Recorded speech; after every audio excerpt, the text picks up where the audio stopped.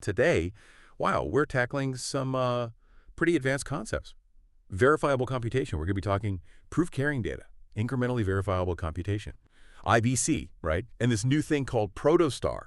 We've got this great technical seminar recording plus some papers you shared. That's our source material.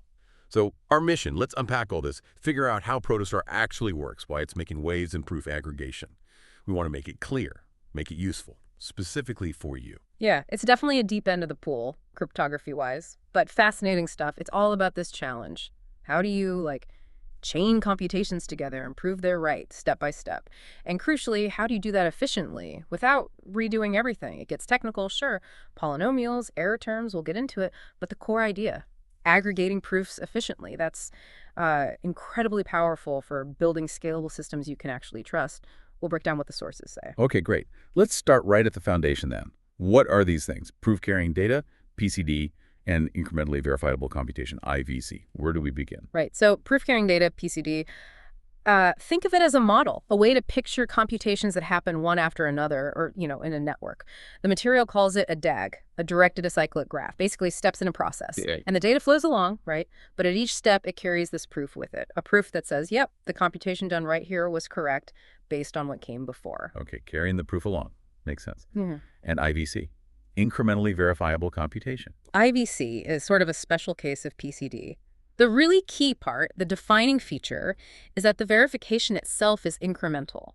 So you're not just tacking on a new proof. You're verifying the whole history up to that point, but super efficiently.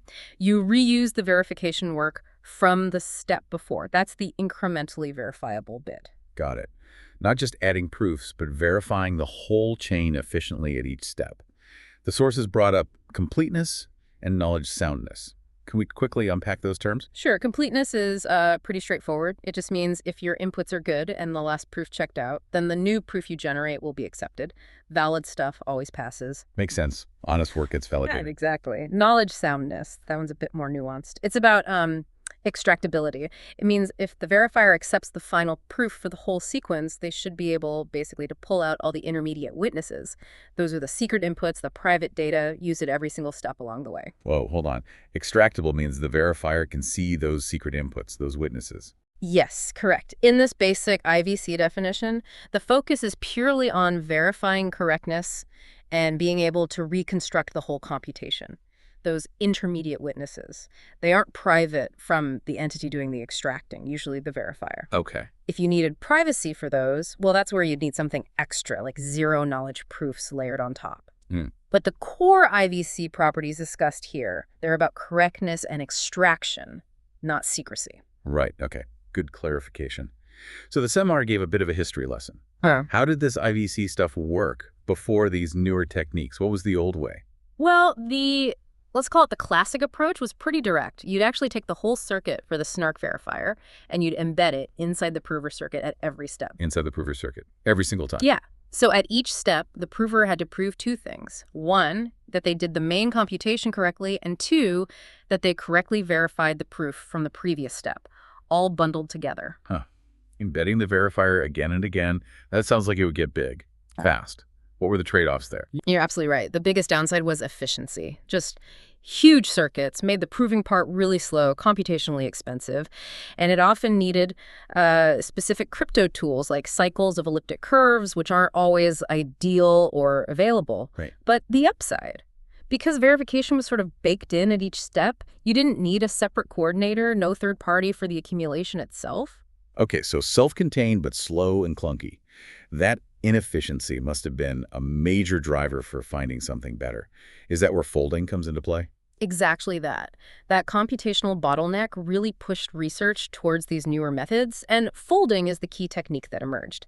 Instead of shoving the whole expensive verifier circuit inside the prover, you replace it with something much, much lighter, an accumulator. You're essentially folding the check from one step into the next state much more cheaply. Folding, okay. And the pros and cons of that approach? The huge advantage is speed. Computational efficiency. That folding step, super cheap, relatively speaking, makes the proving much, much faster than the old way. Sounds great. What's the catch? Well, the big one, and the source material really emphasized this, is that the security and, frankly, the practical implementation of these folding schemes often rely on this separate entity. A third party, usually called a decider, that wasn't needed before. A decider. Okay, that's a new piece. Yeah. So folding is the modern way. The material mentioned several schemes using it. Nova was one, right? Sounds foundational. Yes, Nova was definitely highlighted. Possibly the first big accumulation scheme really built around this folding idea. And it spawned a whole family, didn't it? Precisely. Yeah. Yeah, the sources listed quite a few follow-ons. You've got Sangria, which adapted Nova for Planckish circuits. Then Supernova, which is interesting because it lets you aggregate steps where each step might be proving something different using non-uniform R1CS circuits is the technical term. Different circuits at each step. And then Hypernova, which takes it even further to something called customizable constraint systems, CCS. CCS is like a more general way to write constraints that can handle R1CS, Planckish, AIR, all sorts of things together. Okay, so Nova, Sangria, Supernova, Hypernova.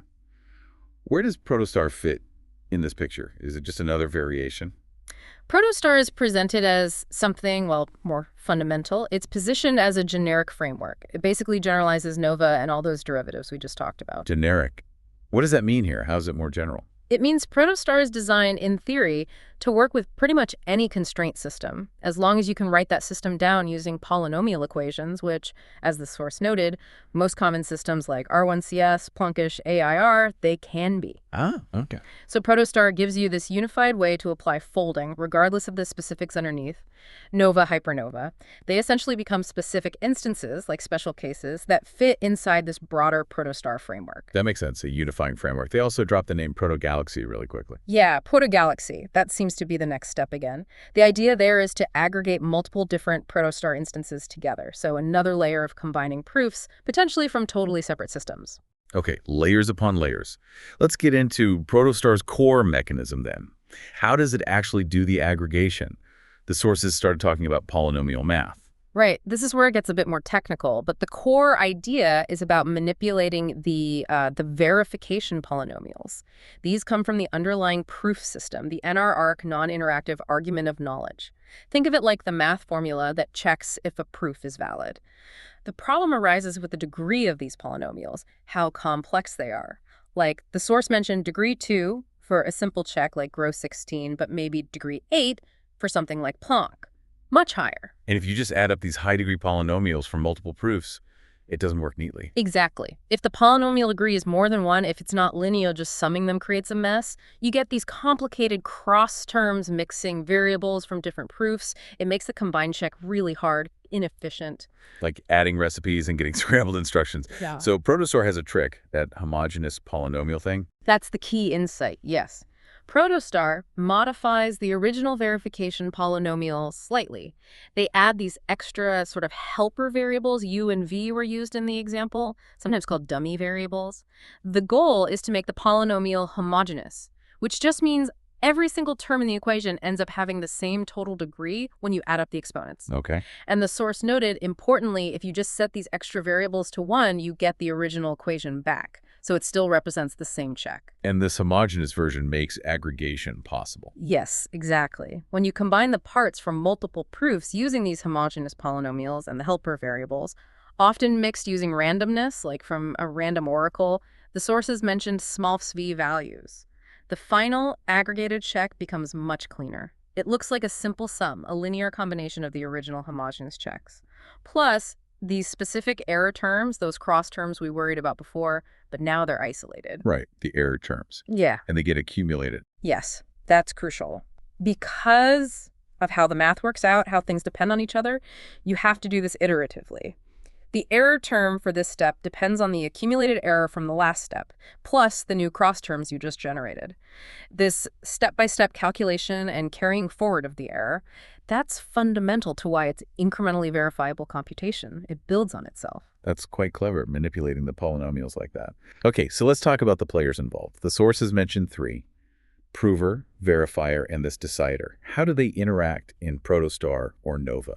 Right. The flow described goes something like this. The prover figures out the error terms for the current step and commits to them, sends a commitment. Now, the verifier needs to know that commitment is correct, that the error term is right. That's where the decider comes in. The verifier basically asks the decider, hey, check this error term commitment. The decider does its specific computation, sends the result back, yes or no, basically. Then, once the verifier trusts the error term, they send a challenge to the prover. And finally, the prover sends back the actual aggregated proof components for the verifier to check against the committed error and the previous state. So the decider is this critical checkpoint for the error term. What's it actually doing that's so special? Why can't the verifier just handle it? Well, the sources really stressed this. Calculating those error terms and verifying them. It's computationally hard. It's the heavy lifting part. The decider's job is specifically to take on that expensive computation. By offloading that work, the verifier can stay succinct, lightweight and fast, which is a main goal here. And this decider check happens at every single accumulation step, not just once at the end. Yes, that's correct, according to the material. The decider needs to be involved at each step of this incremental process. It's part of maintaining the chain's integrity. Okay. Now, the sources hinted the verifier could maybe delegate the decider's job back to the prover. How would that work? Does it eliminate the decider? It's possible, yeah. The verifier could essentially tell the prover, okay, you compute the error term, and you generate a snark proving you computed it correctly. So you'd need another snark circuit just for that error calculation check. Ah, snark within a snark, almost. Kind of, yeah. But the key point is the work still needs to be done. The prover now has to do that heavy error computation themselves. So it doesn't eliminate the cost, it just potentially removes the need for a separate, distinct decider entity. It integrates that function, but the computation remains. Right, the work doesn't vanish, and making the whole thing non-interactive, getting rid of the back and forth. Well, the usual prover-verifier interaction, that can typically be made non-interactive. Standard trick, Fiat-Shamir heuristic, using hash functions for challenges. But the interaction between the verifier and the decider, the sources seemed less certain about that. They suggested making that part non-interactive might be difficult or perhaps not possible within the current models. Interesting subtlety there. Okay, shifting gears slightly, performance. How does Protostar stack up against, say, Hypernova or Supernova in terms of speed or cost? The expectation, based on the discussion, is that it should be pretty similar. Since Protostar generalizes them, you wouldn't expect a huge performance jump or drop. It's more about the added flexibility. The slides did show some comparisons, mentioning things like Kate native performance, which relates to using Kate polynomial commitments, suggests they're in the same ballpark. Gotcha. And they also mentioned implementation choices like FFT versus SumCheck. What's that about? Right. That ties back to Protostar's flexibility. It can work with different kinds of underlying NARCs, proof systems. If the NARC you're folding uses polynomials evaluated via Lagrange interpolation, then you use FFT, fast Fourier transform, for that part. But if the NARC uses multilinear extensions, then you need a different tool called a SumCheck protocol for the evaluations. So Protostar itself doesn't dictate FFT or SumCheck. It depends on the proof system being folded. Exactly. Protostar provides the folding framework on top. The specific math tools underneath, like how you evaluate polynomials, depend on the arc you choose to use with Protostar. And performance-wise, is FFT better than SumCheck or vice versa? Do they lean one way? The speakers seem to indicate they're broadly comparable. Both FFT and SumCheck generally have a complexity around ON log n, so maybe not a dramatic difference in that specific aspect. Okay. And the paper apparently went deeper than the seminar on a few points. Yeah, the paper apparently covers more ground. Things like techniques for compressing those verification polynomials, especially if they get really high degree, like with Planckish custom gates. Also, how to handle aggregation efficiently for branching circuits, computations that can split off in different directions. And it gives concrete examples, like how you design NARCs for specific tasks, checking permutations, implementing custom gates, handling lookup tables, selecting between different circuits in a branch. More practical design stuff. Wow, okay. That was definitely a deep dive. We've really covered a lot of ground. From the basics, PCD and IVC, through the history embedding verifiers versus folding, and then into this whole Nova family, Supernova, Hypernova. And landing on Protostar is this unifying, generic framework, understanding the polynomial tricks, the homogeneous stuff, the error accumulation, plus the role of that crucial but computationally heavy decider. And even touching on implementation details like FFT and SumCheck. Yeah, it really paints a picture of how fast things are moving towards these more general, more efficient ways to aggregate proofs. It feels like a significant step forward. So zooming out, why does this tangled web of polynomials and deciders matter for you, the listener?